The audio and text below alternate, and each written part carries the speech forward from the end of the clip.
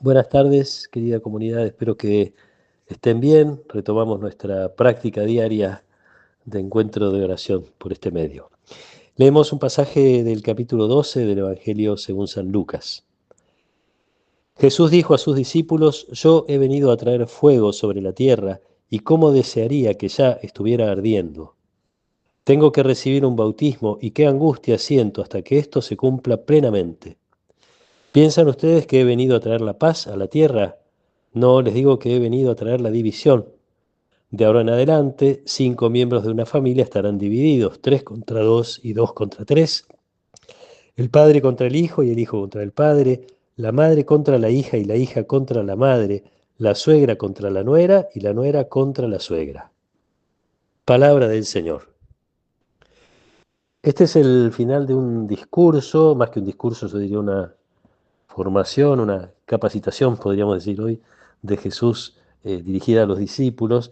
Había empezado hablándoles de que se cuidaran de la codicia o de la avaricia a raíz de que una persona le pide a Jesús que interceda por un problema de herencias con su hermano. Y entonces Jesús se queda pensando en esa búsqueda eh, a veces desproporcionada de riquezas. Sigue hablándoles de la hipocresía, también hay que cuidarse, no solo de la avaricia, sino que hay que cuidarse de la hipocresía, de la levadura de Herodes y los fariseos. Esa fue su expresión. Y termina esta enseñanza de Jesús con una referencia a la pasión.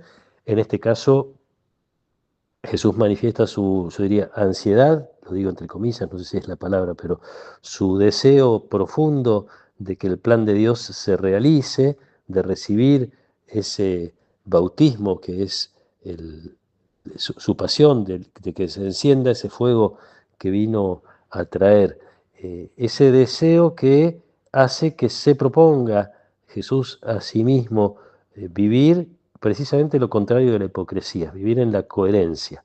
Se lo propone para sí mismo y lo propone para sus discípulos y nos lo propone también a nosotros hoy, ¿no? La fidelidad de Jesús y los discípulos al proyecto de Dios, al deseo de Dios, a la voluntad de Dios, que como sabemos trae problemas, trae divisiones.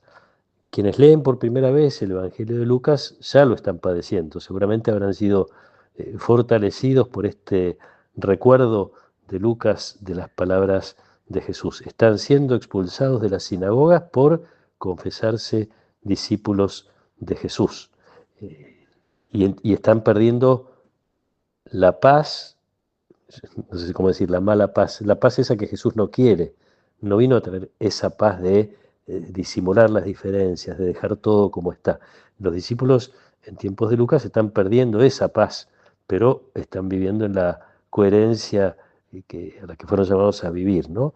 El ser expulsados de la sinagoga, el ser rechazados, de la manera que sea que seamos rechazados nosotros también hoy, trae una tentación que es la de o de disimular o de esconder lo que uno piensa o cree, o sencillamente de apartarse, lo cual es mucho más profundo, ¿no? Apartarse de lo que eh, pienso y creo. Me aparto de Jesús, en definitiva, y de su mensaje para no apartarme de determinados amigos, de una familia, de una comunidad, en el caso de los oyentes o lectores de Lucas en la comunidad de la sinagoga, está esa tentación de no ser profundamente coherentes para conservar algunos vínculos o una buena convivencia, uno podría decir así. Jesús está tocando lo más querido, ¿eh? El seno mismo de la familia. Puede haber división cuando uno es coherente con el mensaje del Evangelio. Ya la expresión de Jesús que podemos recordar en esta situación es esta que invita a los discípulos a renunciar a sí mismos. Esto significa lo mismo, significa renunciar a los propios deseos, intereses, valores que salen más espontáneamente para adherir a los valores o los ideales de Jesús, mucho más que quien reconoce la bondad de lo que Jesús enseña o de lo que Jesús nos invita a vivir. Hay mucha gente que simpatiza, uno podría decir, con el Evangelio de Jesús, pero hasta ahí, como quien dice, sin demasiado compromiso, simpatizar, estar de acuerdo, y en el caso nuestro significa abrazar ese Evangelio, esto que Jesús está pidiendo a los discípulos, como lo más importante de la vida y abrazar ese Evangelio con todas sus consecuencias, que sabemos que pueden ser, pueden ser muchas. Creo que tenemos que pedir constancia porque esto es una cosa permanente de nuestra vida, las tentaciones de alguna manera, por llamarlas de alguna manera, las tentaciones de desviarnos de lo que creemos, de lo que buscamos, de lo que Jesús nos enseñó en función de ganar algún beneficio. La tentación es permanente, tenemos que pedirle a Dios la gracia de no negociar con las cosas que nos quieren apartar del Evangelio. Estamos en camino. En estos días, o veníamos notando que Lucas subraya a cada rato la realidad de que Jesús está caminando hacia esa entrega de la que habla hoy. Bueno, podemos sentirnos también nosotros en camino. Estamos en camino a cada día ser un poquito más fieles, cada día un poco más entregados a la voluntad de Dios, cada día más cerca de que la voluntad de Dios, el plan de Dios sea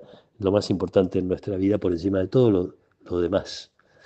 Pidamos esta gracia hoy a Dios en nuestra oración, que seamos coherentes y constantes con la opción de caminar con Jesús, intentando caminar como Él, intentando que ninguna cosa de nuestra vida se escape a la luz del Evangelio.